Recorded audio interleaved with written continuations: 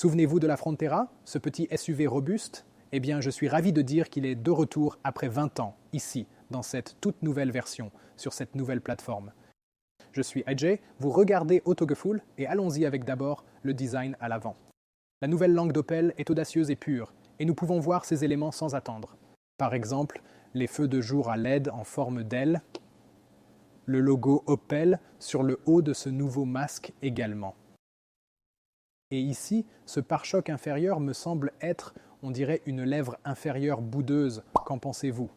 Mais j'aime vraiment beaucoup l'effet sculpté tridimensionnel ici dans la prise d'air. Ça a l'air vraiment compliqué. On dirait que ça a coûté cher à concevoir, à développer et à fabriquer, mais en général, c'est beaucoup plus robuste que le Crossland. Ce que cette voiture remplace, ce que je sais, c'est qu'elle mesure environ 4,38 m de long, des roues de 17 pouces sur ce modèle particulier. Ça a l'air plutôt bien en fait. Le grand flanc agréable donne ce caractère de SUV avec les passages de roues noircies. Mais un design minimaliste, rien sur la ligne de ceinture, juste un petit pli en bas. Mais cette posture droite avec cet effet de toit flottant dans cette couleur contrastée me semble plutôt jolie. À l'arrière, j'apprécie vraiment le design des phares avec les doubles lignes. Ça me rappelle énormément le Hyundai Santa Fe, ainsi que certains des nouveaux modèles que nous avons vus récemment, de la part du constructeur coréen. Mais néanmoins extrêmement tranchant, très très moderne. Le tout nouveau logo Opel est ici aussi, et l'insigne Frontera juste là, en bas. Globalement, design soigné, mais votre avis? Partagez-le en commentaire. On aime montrer lumière et indicateurs, mais c'est un prototype, il ne fonctionne pas. D'accord, jetons un œil à l'intérieur en commençant par le bruit de la porte. Je dirais solide. Je n'ai vu aucun jeu dans cette charnière. Mais qu'en est-il de la porte? Eh bien, les matériaux sont assurément assez durs et creux. Vous pouvez constater qu'il est conçu selon le prix et, en effet, Opel prévoit de le lancer à un prix très compétitif. J'espère donc que cela compense. Ceci étant dit, l'accoudoir ici, où vous posez votre coude, est doux et rembourré. Mais ce qui occupe le devant de la scène, ce sont ces deux écrans de 10 pouces qui comportent une disposition très soignée, et aussi ce nouveau volant qui, vous souvenez-vous de cet ancien Roadster Opel? Ce design me rappelle vraiment cela. Et finalement, les sièges sont aussi vraiment neufs et très joliment profilés. Vous verrez cette fente au milieu, c'est pour réduire la pression sur le coccyx durant longs trajets. La position assise est excellente et, chez Opel, on utilise une mousse légèrement plus ferme avec rembourrage dans les sièges, offrant un bon soutien au dos sur de longues distances. L'espace tête est immense. Je peux mettre ma paume entière vers le haut, je pourrais porter un de ces énormes chapeaux de cow-boy et toujours avoir de la place. Pas de problème du tout. En fait, le siège est aussi droit, je ne l'ai pas complètement baissé dans la position la plus basse, donc en général vraiment beaucoup d'espace au-dessus de la tête. Ce véhicule, positionné entre le Mocha et le Groundland, est une option adaptée pour ceux cherchant une taille intermédiaire. Il offre une maniabilité en milieu urbain et un confort pour les voyages plus longs, répondant ainsi bien aux besoins de son segment. Volant réellement agréable à utiliser. Les boutons fonctionnent bien avec une simple pression, mais il manque des indentations, donc ça reste un peu délicat. Il faut s'habituer à bien savoir quel bouton l'on presse, mais à part ça, j'apprécie vraiment beaucoup la prise en main. Belle vitrine. Celui-ci, malheureusement étant un prototype de production, ne fonctionne pas. Cela le fait et c'est vraiment astucieux. Vous avez bien sûr le mirroring de téléphone. En fait, si vous optez pour une version plus basique de la voiture, au lieu de vous donner un autoradio bas de gamme et peu attrayant, ils ne vous fourniront rien du tout, mais plutôt un support pour téléphone. Et ils ont conçu une appli spécifique que vous pouvez télécharger sur votre téléphone et vous pouvez contrôler l'appli grâce aux commandes au volant. Et cela devient essentiellement une extension du système d'infodivertissement et vous pouvez tout diffuser depuis votre téléphone vers les haut-parleurs de la voiture avec le Bluetooth. Cela dit, il n'y a pas de bouton pour le contrôle du volume. Il y a cependant des boutons pour gérer le climatiseur, ce qui est particulièrement bien ici. Encore une fois, étant un prototype, cela ne fonctionne pas. Je suppose qu'il y aura un écran ici qui vous montrera la température et la vitesse. Nous examinerons de plus près une fois que nous aurons la voiture finale à conduire. Recharge sans fil pour téléphone, USB-C. Et quelque chose de cool ici, au lieu d'avoir des porte-gobelets rigides, ils vous ont fourni cette sangle élastique sur le côté. Donc si vous avez une grande bouteille, elle est naturellement maintenue de cette manière. Vous pourriez même mettre une tablette ici et ça la maintient en place. Et regardez ce petit détail cool.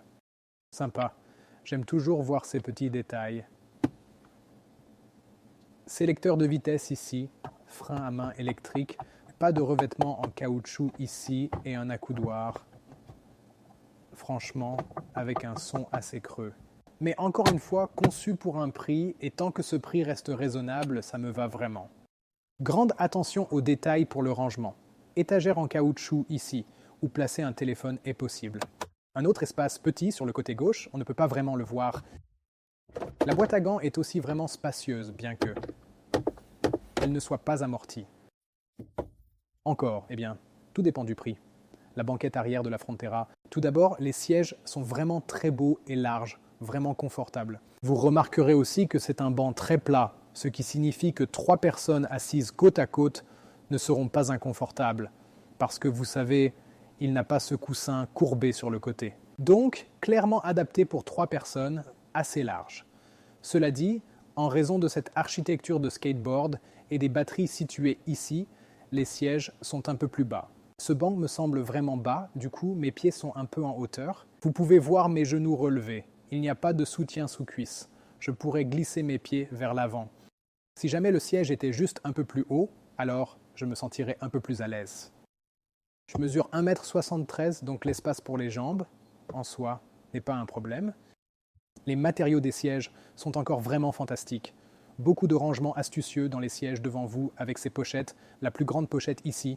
Un peu creusée ici, alors si par hasard vous avez des jambes très longues, vous pouvez ainsi glisser vos genoux dedans.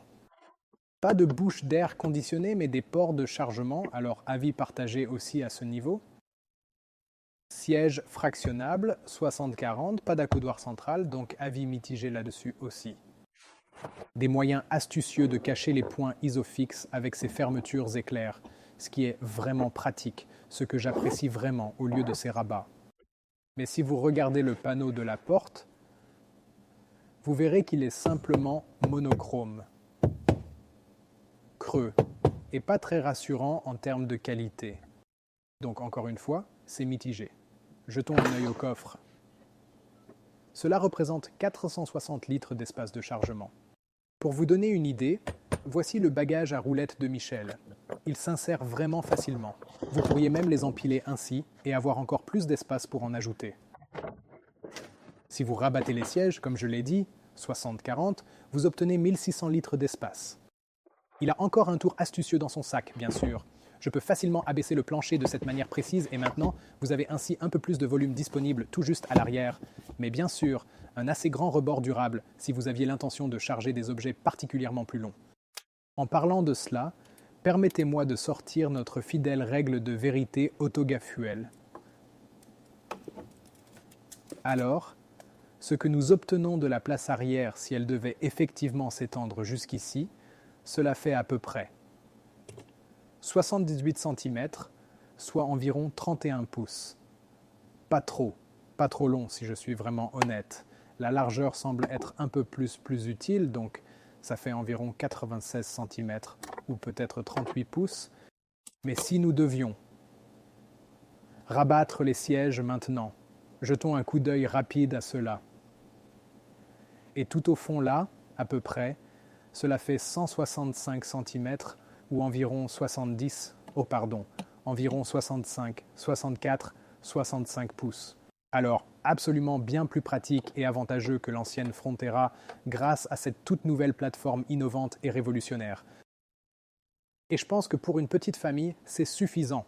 On fait des économies aussi avec ces élastiques, mais bon, tout dépend du coût, n'est-ce pas ? Nous avons très peu d'informations au moment du tournage concernant les options de groupe motopropulseur, mais ce que je peux vous dire, c'est qu'il prévoit de vous offrir environ 400 km d'autonomie et le moteur électrique devrait avoir environ 113 chevaux.